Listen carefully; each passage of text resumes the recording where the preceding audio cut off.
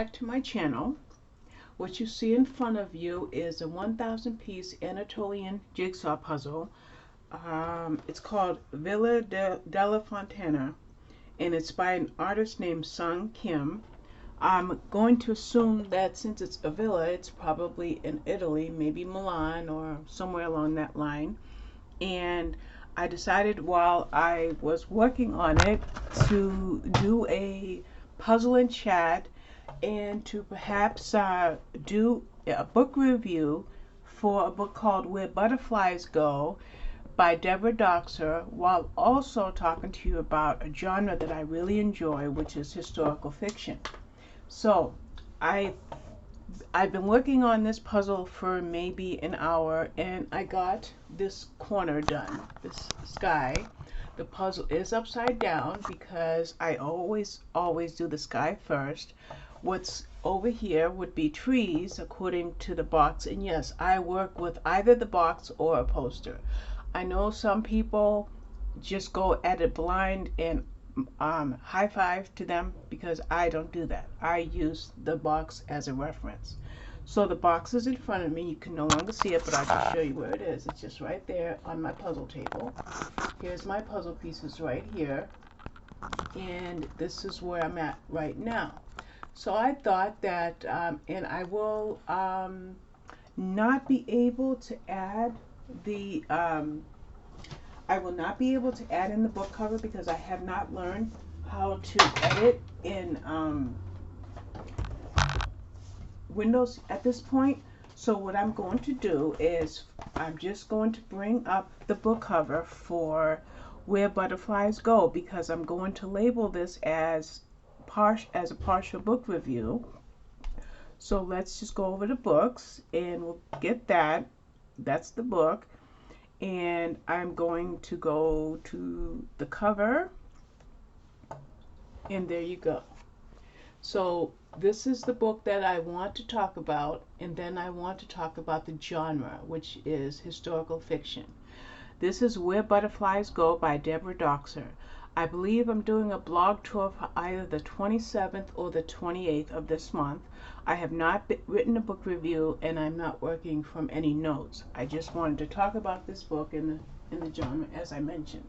So let's talk about the book first, and then we'll talk about the genre while I look for puzzle pieces. And let me tell you how I do that before we start.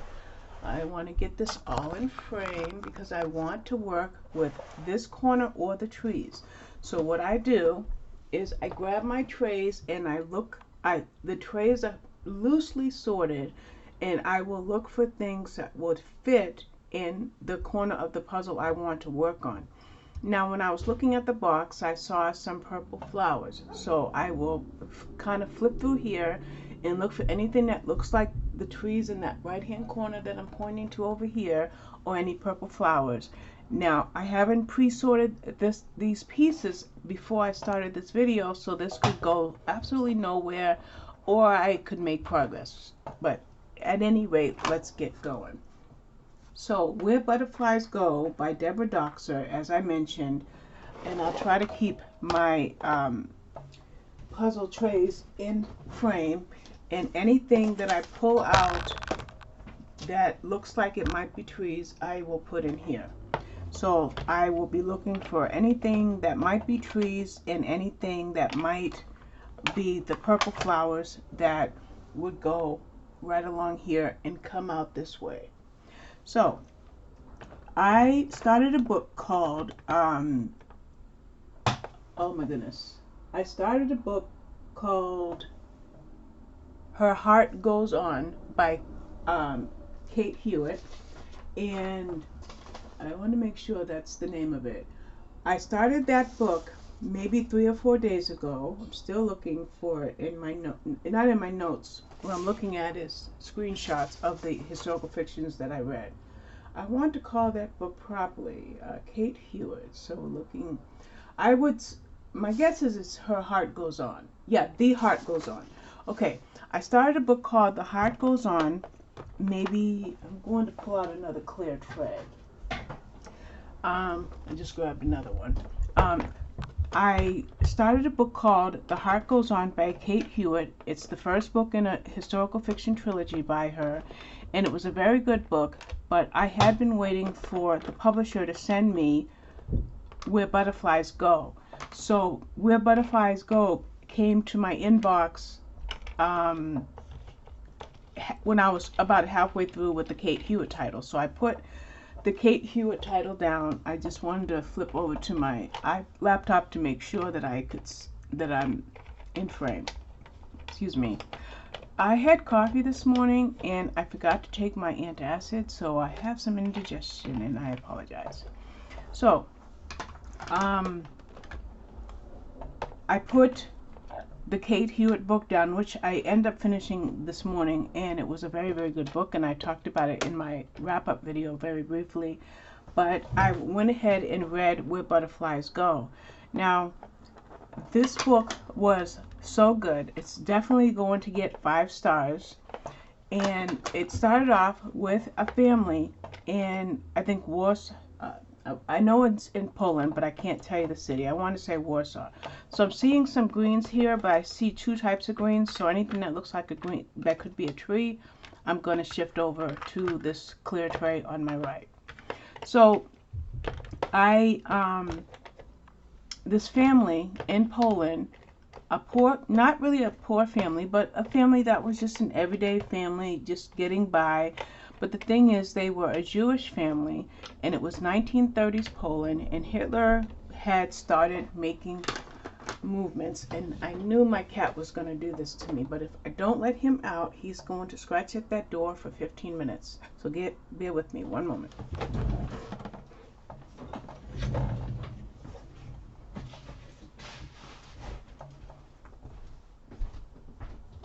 I'm going to have to leave the door cracked because he's going to scratch to come back in. I would rather make this video with the door closed all the way, but after he goes to the litter box, he's going to come right back in, so I'd have to get up a second time. So the family is doing as well as could be in those times in Poland, but Hitler is starting to, I can't remember the term, but Hitler had a plan for the Jews. Eventually we know that he wanted to exterminate the Jews and other certain parties of people. So they started to have issues along the line of Hitler being in power in Germany, but his power was spreading across the world. We hadn't quite entered into World War II yet, but yet Hitler was making his moves. Well, meanwhile, the main character, her name was Mira Sokolov, I believe, was about 17 or 18 years old, and she had a sister that was 1 year older, and her parents wanted her sister to marry first, and then of course Mira could marry. So they arranged for a young man, his name was Avram, and his family to come over for dinner. Now Avram liked the girl in question, the girl that is the primary character of the book, and her name was Mira, but he mistakenly thought that her name was Tova. I can't quite pronounce the sister's name. So both sets of parents thought that Avram was interested in the older sister, and what's more is the parents thought it was only correct for the older sister to marry first. So they're setting up these 2 young people. As it turned out, Avram liked Mira and she liked him. And this caused a lot of friction in the families and with the older sister. So the older sister sails off to America to make a life of her own, and Mira marries Avram. I'm hoping I'm saying his name correctly. And they eventually have a baby, but by now, a few years have passed, and things are getting really, really bad. So they lose their home. They end up in the Jewish ghetto for several years, and the life was brutal on them. I see some pinks, but I'm going to grab them out for right now. The life was brutal for them, and I see 2 colors here. Actually, I see these 3 here that go to the right, so I just moved those over there for right now. So life was really brutal for them, and Hitler, they didn't quite have concentration camps in Poland, but they had the Jewish ghetto, and they had a very oppressed life. Well, there was only so many gas chambers that could be put in use at that time. So the soldiers, the German soldiers, started shooting these Jewish people, men, women, and children. They had already been starving them for years, but now they decide to start shooting them because they couldn't get rid of them fast enough. Now, Mira, in a swift moment, lost her parents, her husband, and her child. Avram and the child. They were lost. Thanks to Hitler. So somehow or another, Mira survived, and she didn't have much to live for. I'm going to continue to pull out pieces that I know go to the right. So Mira makes it to America, sails to America, and she hopes to start a new life, although she was quite empty inside. And she also hoped to kind of rekindle her relationship with her sister, who they split on bad terms because of the young man Avram, years before. So now she's in America, and she's trying to make a way, not just to survive a new environment, but how to live with the tragic loss of her family. And this is where the book kept getting me choked up. Now, I'm talking a lot about Mira and her family and the loss of her family, but I'm not giving you any spoilers. I wouldn't do that to you. But this is where Mira is at, is how is she going to face life without her family? And so meanwhile, she does meet someone named Max, and she's kind of drawn to Max, but not in a way that she could ever imagine, because she feels that her soul would be empty forever. More than that, as a survivor of Hitler's extermination methods, she has opportunities in front of her. And what I found to be really what impressed upon me in this book is how someone could come from pure. Now I'm going to turn this so that I can see if I've gathered enough pieces that can go here. I may have, and I may not have, but I always start by seeing what works with what my eyes tell me is something that will work, and then I go from there.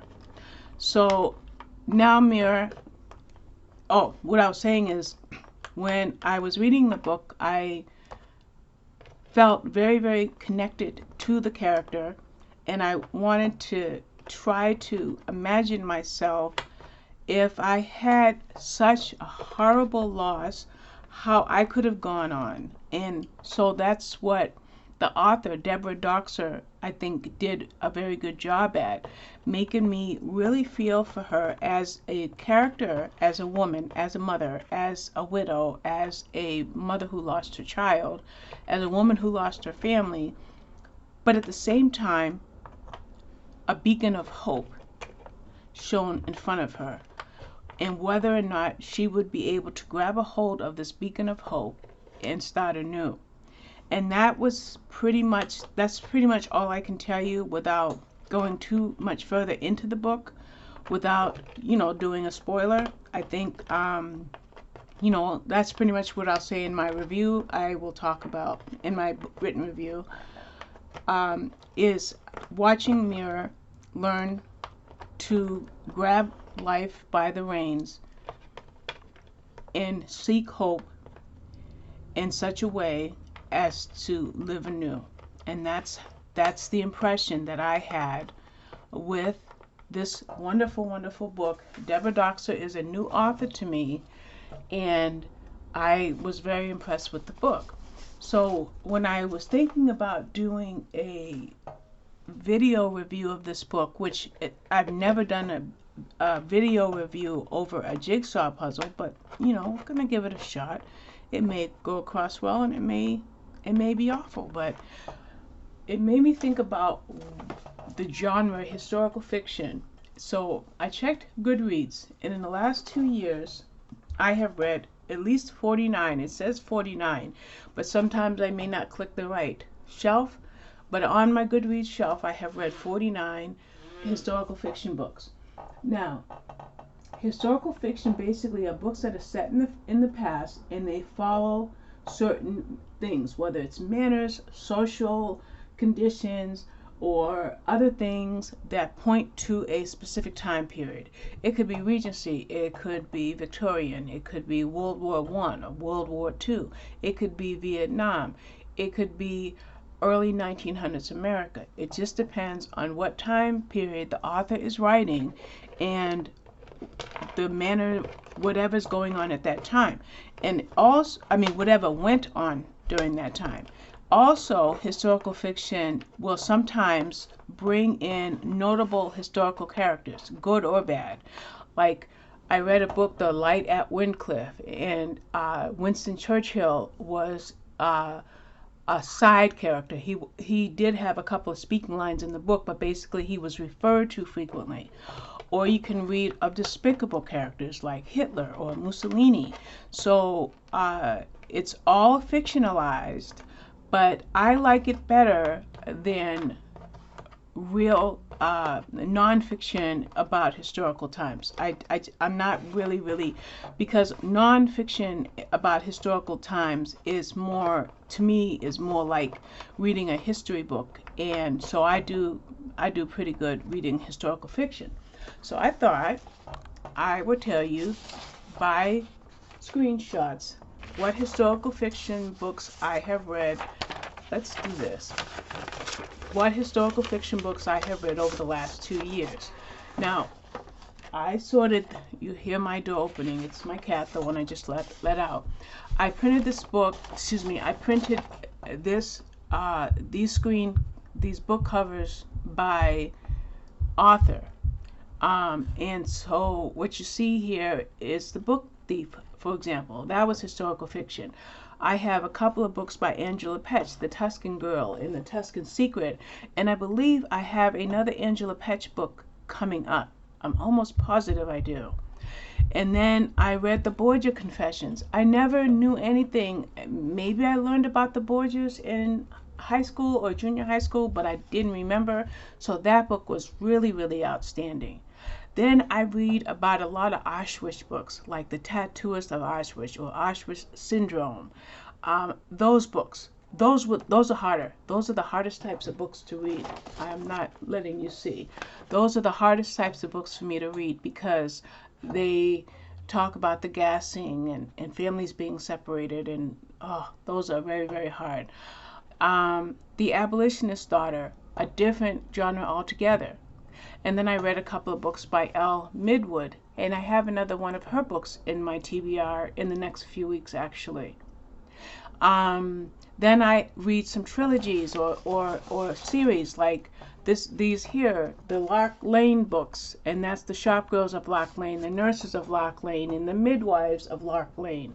And those books are by Pam Howes. It's been about a year since I read those. And I see I've got one here that it does not belong here, so this number is not 49, it's probably just 48. And then I have read a fabulous book by two books that really stand, well, see, there's so many that stand out to me. Let's talk about Suzanne Kelman, for example.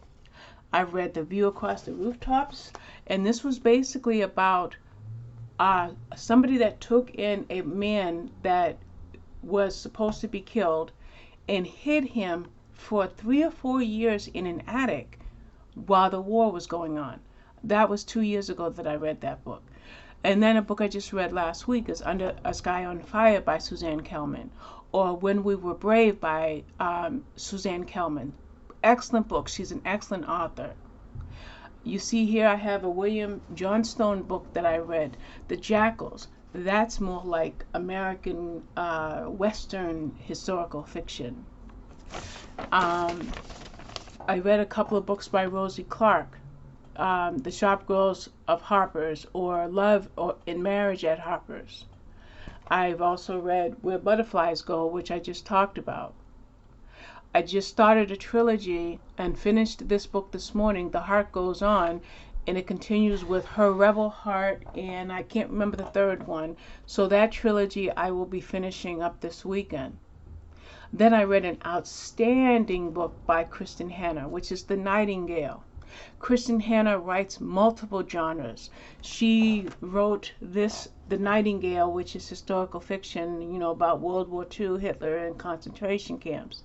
She wrote this fabulous book about a family that went to Alaska after the Vietnam War, where the man was suffering from PTSD, but it was before the diagnosis of PTSD was recognized, and how much he changed, and he took his family to Alaska. Kristin Hannah has written books about families, sisters, or daughters estranged from their mother. So Kristin Hannah is fabulous. Another book that I wanted to mention, I did talk about The View Across the Rooftops, but I wanted to talk about Dragonfly by Layla Meacham. Oh my word. Some of these books, I have to tell you that I will cry buckets full when I'm reading these books. They're just so incredibly touching, so worthy of being reread even. The Black Swan of Paris by Karen Robards. I remember that one. And then I read The Lost Lieutenant and The Last Letter. Erica Vesh wrote The Lost Lieutenant. I don't know where. See, sometimes I don't click the right shelf because there were 3 books in this series by Erica Vesh, and I read the other 2 books. So I've got to go back to NetGalley and figure out why I didn't click. And you can't really see it because it's cut off, but on the left are all my NetGalley shelves, and so I clicked my historical fiction NetGalley shelf to generate these screenshots. So I have to find out why I didn't include the other Erica Vesh books in this shelf, and I will make that correction. So I just thought I would work on this puzzle for just a few minutes. It wasn't intended to be a super long video, but like I said, I wanted to talk about Where Butterflies Go, my love of historical fiction, and why I read it, even though it does generate a lot of emotion with me. Now, I'll give you an example when I say it generates a lot of them. I'm not doing very good with these purple flowers, am I? But like I read books like psychological thrillers that might cause triggers, and I may cry when I read a psychological thriller because women's fiction, for example, because the book will generate certain emotions. But that's a different type of emotion when I read historical fiction. When I read historical fiction, my emotions are captured because of these sympathies that I have towards people who lost their lives. Hitler exterminated over 6 million Jews, and countless other groups of people, like Jehovah's Witnesses, for example. If you ever want to look up the Purple Triangle, like people in concentration camps, they were tattooed as to who they, to identify them, but they also had to wear a certain triangle that would make them easily recognizable in a group of people. Well, Jehovah's Witnesses were assigned a purple triangle, and they were exterminated as well. So I get very, very moved when I read these books. As a matter of fact, when it comes to Jehovah's Witnesses, a lot of people don't like us, and so therefore, if we're mentioned in fiction, sometimes it's not always in a good light. Well, I have read in some of these historical fiction books about Jehovah's Witnesses during Hitler's time, and it was written in a favorable light, because what it was the true reality of what Hitler was doing to people during those times. So during the year of 2020, this year, I have pulled away from reading historical fiction because I'm so affected by it. But when certain authors write a book like Suzanne Kelman or Kristin Hannah or Angela Pesch or Kate Hewitt, when certain people write a book, I will read it, because sometimes when you begin to follow an author, you want to read everything that author wrote. I find that when I read certain books, I think about those books for a long time, and that's why just a handful of those books that I just showed you were books that I could pretty well summarize, even though it might have been a year, 2 years, 3 years since I read that particular book. So that's all I'm going to do here. I'm not stopping on my puzzle. I'm going to continue on my puzzle, but I am going to end the video. And I just want to thank you for letting me put 3 pieces together in 25 minutes. But no worries. This puzzle will only take me a couple of days. I just wanted to talk about where butterflies go, my love of historical fiction, and that's about it. So I'll be back with more soon. Bye-bye.